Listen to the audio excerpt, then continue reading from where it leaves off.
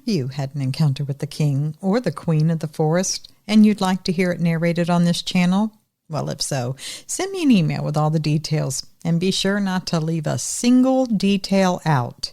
You can email me at contact@buckeyebigfoot.com.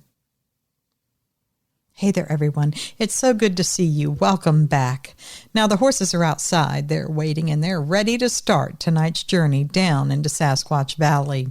But I strongly suggest that your snackage tonight, well, I would get together a little bit larger quantity than normal.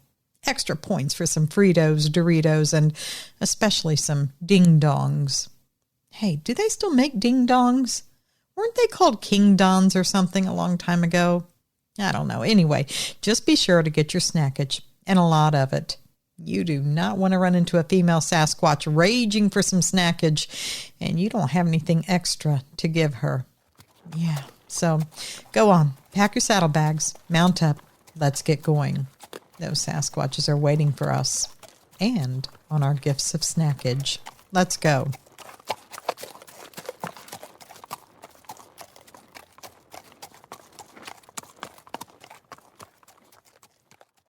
At the start of your videos, you ask us to send in emails about our encounter with the king of the forest.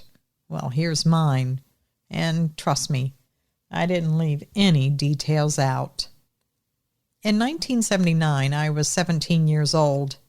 That summer, I was looking ahead to my senior year of high school. I lived in Kelso, Washington. That's about 50 miles away from Mount St. Helens, which would, as we all know, erupt the following May. I had a couple of friends, and we took a lot of our weekends out into the wildernesses that surrounded us. I'll be honest and tell you that we liked a particular type of smoke that was always best done away from parents or anyone else. One weekend, me and two of my friends, being Greg and Mark, we headed out in Greg's 1971 Volkswagen van. We made our way out to the vicinity of Mount St. Helens. We free camped the first night by Yale Lake, which is south of the mountain. The problem there was, well, there were just too many people crowding in too near us. We knew it was just a matter of time until someone was going to rat us out, being that we were obviously teens with some adult beverages and those pungent smokes I mentioned. But it was too late to move by the time it started getting crowded. But the next morning, we rolled all around and we tried a few places out, and we ended up that afternoon at Merrill Lake, which is about 15 or 20 miles from Mount St. Helens. The one thing I remember about that weekend in particular is that while we drove around, we stopped at a viewing point somewhere from Mount St. Helens. Now, I had seen the mountain before, but never from this vantage point. This was all pre-eruption, of course, and the mountain looked very different than it does today. Back then, it had an actual mountain peak. It's not that hollowed-out, blown-off top that you see now. It's not the crater. I really didn't appreciate what I was looking at the time. But little did I know that within less than a year, that mountain would blow its top off, and it would be changed forever. Now, there are a lot of roads around Merrill Lake. Anywhere near the lake, though, we found had just too many people, or it wasn't a good place to stay for one reason or another. So we kept going up and down some of the old roads, and after a while, we found a pretty good spot to pull over between and behind some pine trees. The dirt there was very soft and lumpy. We laughed as we pulled off the road, making jokes and hoping that the old van would be able to get us out of there. Well, what can I say? We were some teenage boys with an infinite amount of stupidity. We pulled over and maneuvered between some pines. Mark went out to the road to check what he could see from there. And unless you were looking for it, you really couldn't see the van from the road. Now, normally, we stayed right with the van when we were camping out like that, in case weather turned bad or anything else. But we had to move into the forest, maybe 40 or 50 yards away, to find an area large and clear enough for the three of us to set up our chairs, have our sleeping bags, and a fire. And no, we knew we weren't supposed to have a fire like that. Again, it's that infinite stupidity of teenage boys. We did it anyway. Now, to this day, Greg maintains that what happened because of our special smokes. Not saying that we hallucinated it, but he thinks the smell brought the Sasquatch into the camp area. I rather think it was my ding-dongs. It was late and very dark. I don't recall any kind of moonlight at all that night. The only light we had was the fire, and if we needed them, we had a couple of flashlights. We had some adult drinks and passed around our preferred type of smoke. Now, before too long, we all had the munchies, which, of course, we were well prepared for. We had had a couple bags of Doritos and Fritos and a box of ding-dongs. To our teenage minds, that was downright balanced nutrition right there. I don't remember what we were talking about, but it was terribly funny, or seemed to be at the time. I was eating my second ding-dong, and I was rounding it out with handfuls of Fritos between laughs and drinks of my beverage, when Greg suddenly stopped laughing. Now, we were sitting all around the fire. Mark was to my left, and Greg was opposite me. I looked at him, and I asked him, "Hey, who died?" or something flippant like that. The look on Greg's face was something I really still can't find words for. Horror, surprise, disbelief, confusion? Well, it was all of those, and some other words that you might be able to think would also fit, because they all fit. The more I looked at him, the more I laughed. It was probably from all the smoke. Greg was looking between me and Mark, behind us, and me and Mark were looking at him, laughing. But Greg still wasn't laughing. That look on his face started twisting and intensifying, getting far worse. Suddenly he jumped out of his chair, knocking it over, and he began yelling, running for the van. Me and Mark looked at each other like, what the heck? We quit laughing, and we started yelling after him, saying things like, "Hey man, what's the deal? What's going on? Why are you running?" Then about 30 seconds later, we heard a door on the van slam close.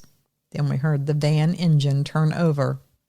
Mark looked at me and said, "No way! Is he leaving us?" We stared at each other in shock for maybe half a second, as we heard limbs scrape the van sides as he was trying to back out. But remember that soft ground? Well, between the lumpy ground and backing out at weird angles, Greg had pushed the van into a position that he couldn't quite get out of. Not in the dark, not without some help anyway. Certainly not in his state. He had dinged that van all over, hitting trees and limbs in a panic. Me and Mark didn't know what was going on, but we figured we'd better go get him before he took off or totally crashed the van. We grabbed our flashlights and ran towards the van. We got there, and Greg was furiously backing up and then going forward, trying to get out of how he had pinned the van between some trees. He was almost 90 degrees turned to where the van had been parked, and the more he went back and forth, well, he was only making the situation that much worse. I shined my light on the front of the van. I saw Greg's mouth was open. He was hitting the steering wheel, and then I realized I could hear him yelling and screaming. He was panicked, like I had never seen him. We run up to the van and we're yelling for him to stop. We're waving our flashlights in our arms, and he finally stops going back and forth. I managed to get the passenger door open, and before I could say a word, Greg's yelling for us to hurry up and get in. His voice was high and squeaky. His eyes were wide and terrified. We both tried to talk to Greg at the same time, but whatever we said wasn't heard. He kept yelling for us to get in before it got us. "It's going to get you," he kept saying. "Hurry up, get in the van. It's out there." "What's going to get us?" I asked him. "It," he said. "The Bigfoot. Bigfoot, huh?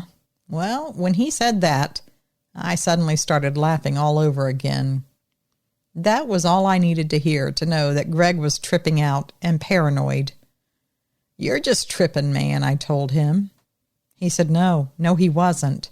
That he had seen it stand by a tree and it watched us. At first he thought he was wrong and he was just seeing stuff in the dark. He said the more he stared at it, though, the more he saw it clearly. And then it moved to come stand closer by another tree that was closer to where we were. Then he knew. Now, did we believe him? No, we didn't. Or at least, I know I didn't. I was sure it was just all the drinks and the smoke getting to him. But we could not get him to come back to the camp area, no matter what we said or did. We wanted to go back and get our things, but we were both worried that Greg would take off and leave us there. So we tried to bargain to get the keys from him so he couldn't take off on us, but he refused. Then we decided that he couldn't possibly get out of there without us hearing him trying, so we convinced him to shut the van off and to wait for us. He didn't really like that idea either, but I think a little sobriety was coming on to him by then, so he agreed to wait. We walked back to where our stuff was, using our flashlights. I was glad we had a fire that night, or we might not have found it so easily in the darkness. We weren't that far from the van, but what's far in the dark? Well, that's something different in the light. We did veer off a little bit from our course, then corrected toward the fire that we saw between the trees, and we could also hear the radio that we had left playing. That helped guide us in as well. We walked right up to the side of the area and stopped at the edge. The radio playing must have hit our approach, because I can't think of another reason that we were able to walk right up to within 20 feet of a Sasquatch, and it didn't hear us. It had a bag of either Fritos or Doritos, I don't remember which. It was held up to the face like it wasn't sure how to get the food out. Maybe its hands were too big to go inside the bag. It didn't seem to be able to tip its head back like we would with a bag of chips. Then it turned the bag upside down, dumping half of it out on the chair and the rest falling on the ground. It bent and turned and scooped up a handful of chips and shoved them to its mouth. It was very focused on the food. Now, I can't speak for Mark, but as for me, I was plumb shocked to the core. Greg had seen what he said. The Sasquatch was a female. I could clearly see that. Its fur was really dark. Maybe it wasn't completely black, but it looked like it was just to the other side of being black. The head was dome-shaped. It wasn't as tall as the cone heads from Saturday Night Live or anything, but it sure wasn't a normal head like a person's. It was partway turned, and when it bent to get the chips off the chair, I saw the dip of the spine on the back, and how all the hair laid in a pattern that met in the center of the spine and went downward. Now, that might be weird to notice, but it was highlighted from the firelight. It also had a clear definition of where the good Lord split it on the backside. I noticed that too because, well, that's where the pattern of fur down the spine led to. And when it bent over to get those chips, well, its whole backside was prominent. I took all of this in about 2 seconds. I think the first second was looking and being shocked. The second second, well, that's when I was deciding I needed to get the heck out of there. I was all for making a quiet retreat, but Mark had other ideas. He began yelling out things like "holy bleep." Then he took off loudly running back to the van. See, I was not in on that little plan of his with a noisy retreat, so I lagged behind for half a second, watching in horror as the Sasquatch snapped upright and turned to look. I dropped my flashlight and took off running after him in pure terror. I tried to follow the bobbing light of Mark's flashlight. I tripped more than once in the darkness, and I about brained myself on some tree limbs. But somehow I made it to the van not too long after Mark. When I got there, Greg had already turned the van engine over. I made it into the van, and together me and Mark were giving directions to Greg so he could do his multi-point turn without hopefully destroying the van. And we almost made it. But remember that soft, lumpy ground I mentioned? Well, somehow we backed over a half-rotted log or some kind of a big limb. And afterwards, our tire sunk down, and we couldn't seem to get any traction to get back over it. We just sat there, within sight of the forest road, but completely stuck. Greg shut the van off, and we sat in the darkness, expecting to have an attack on the van at any second. So here's the situation. Take 3 teenagers who are not quite in the sober range yet, but getting there. Now put them in a small van that's stuck in a dark forest with a Sasquatch lurking around outside, eating their ding-dongs. Now situate that forest along a forest dirt road that is not heavily traveled in the day, never mind the night. Now do all that, and you have yourself the makings for either a great comedy or a terrible tragedy. Now luckily it happened to be neither that night. It was just a long, long wait in the van. The 3 of us whispering and hyperventilating at times. We jumped at every snap, crackle, and pop in the darkness.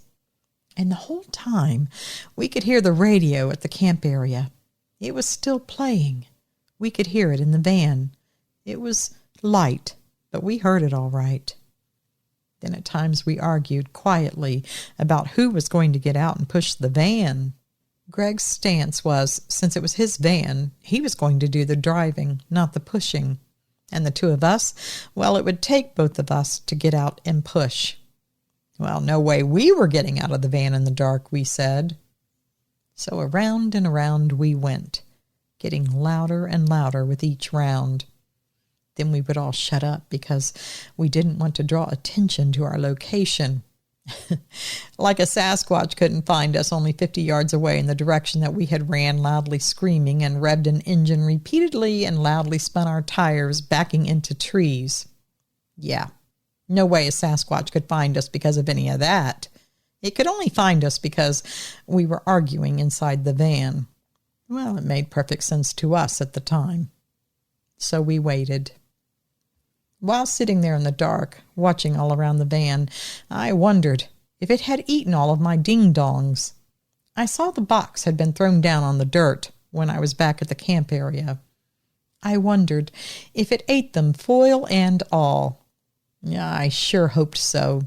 I hoped that Sasquatch got indigestion for eating my ding-dongs, because as scary as everything was at that time, I was somehow still very, munchy-minded.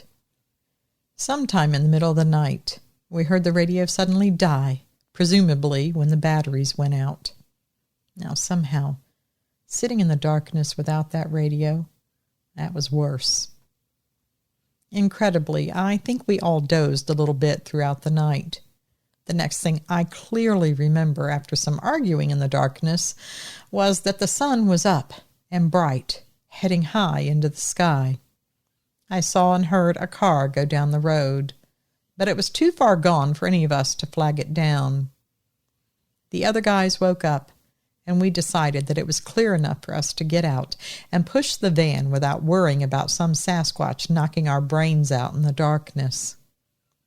We did get the van unstuck, but we decided first that we needed to go back to the camp area to get our things and, importantly, to bury the ashes of the fire. Now, that fire had burned down to probably nothing overnight, but if there was a single coal or any ashes and a breeze kicked up, well, that's the recipe for a forest fire. And the truth was, I had been worried almost as much about leaving that fire alone all night as I was about a Sasquatch. You see, that had been beaten into my head by my dad since I was a kid. You never, ever leave a fire unattended. So we mustered up the courage, and we went back to the camp area. The chairs were knocked over, but not like they were thrown. More like a clumsy animal bumped them. There were smashed chips all over the ground. My box of ding-dongs was ripped and empty on the ground. Suspiciously, I didn't see any foil wrappers, so I think it did eat them, foil and all. The ground was trampled everywhere all around our little camp area, and something had moved some of the rocks around the fire. There was a big stick with a burned end. Looked like something was rolling some coals out to play with them, and it had moved the rocks to make a path. Now, what sense that made? Well, I didn't have a clue. Our cooler was unopened, I noticed. Maybe it was because it just had cans of beer in it and no food. I was surprised how on edge I was going back to that area. It was daylight, and the Sasquatch was long gone, I was sure. But I felt on edge and looked up and down all the trees as we walked, like I was expecting it to drop out of a tree right on me. When we got back home to Kelso, we talked and took stock of what we had seen. Now, if you think it was from the drinks and the smoke, well, then you have to believe that we all somehow managed to imagine exactly the same thing in the exact same order. And I personally don't believe that's possible. Before that night, the only exposure I really had to what Bigfoot looked like was the $6 Million Man episode. And while I'm not certain, I do believe that I had seen a documentary or something on television with the Patterson-Gimlin film. So I don't think Sasquatch or Bigfoot was something that I was likely to manifest as an imaginary thing. It just wasn't forefront in my mind. I don't know that I even believed in it. Now, as to what Greg thinks, that it was our funny-smelling smoke that brought the Sasquatch to us, well, maybe. I don't know. I do know that anything is possible, and I'm also certain it was no hallucination. Whether it was the smoke or not, I'll leave that for you to decide. I have many times wondered what might have happened if Greg hadn't seen it and ran. Would it have come into our camp area anyway? Would it have waited until we were asleep? Did it come into the area only because we left it? I get shudders and goosebumps when I think that a Sasquatch was creeping up close to us at night, right behind me. I wonder what would have happened if we had just gone to sleep that night. So here it is, Nance. This is my encounter with the Queen of the Forest. And turns out she's a junk food junkie too. Signed, Alan Burns, Washington State. All right, my Sasquatch. You know, I am a believer in getting your snackage for our journeys down into Sasquatch Valley ready. But it seems that this time the Sasquatch wanted the snackage. And I think turning and leaving her to her snacking was probably the smartest choice that could be made. I would not want to get between a female Sasquatch and her snackage. Would you? Anyway, thank you for that email, Alan. And by the way, you didn't say, did you and your friends do that kind of wilderness camping after that? Do you do any now? Let us know, would you? All right. Well, it's almost time to wrap this up for tonight. I'm going to close shortly, and I just want to remind you that this Friday, I am going to do my best to have a video up. If it's not a regular video, it may be another marathon. It all depends on my time between now and then. I'll try to get one up and scheduled. But I'm going to be gone this weekend up to the Spirit of the Forest Bigfoot Festival in Greenville, Ohio. It runs this Friday and Saturday, and it's the first year for this event. But the lineup of speakers and activities looks to be pretty good. I'll leave a link to the festival in the video description below, so go check it out and go ahead and get your tickets for any speakers or activities now before they get gone. So see you this weekend. Oh, and don't forget, the first 100 people who walk up to me or Mr. Buckeye Bigfoot and say, I believe in the King of the Forest, well, you'll get a small little something from me. So, hope to see you this weekend. Well, that brings us to the end of another night spent down in Sasquatch Valley. You know we'll be meeting up again soon for another journey. And until we do, please always remember, absence of proof is not proof of absence. Thanks for listening, everyone.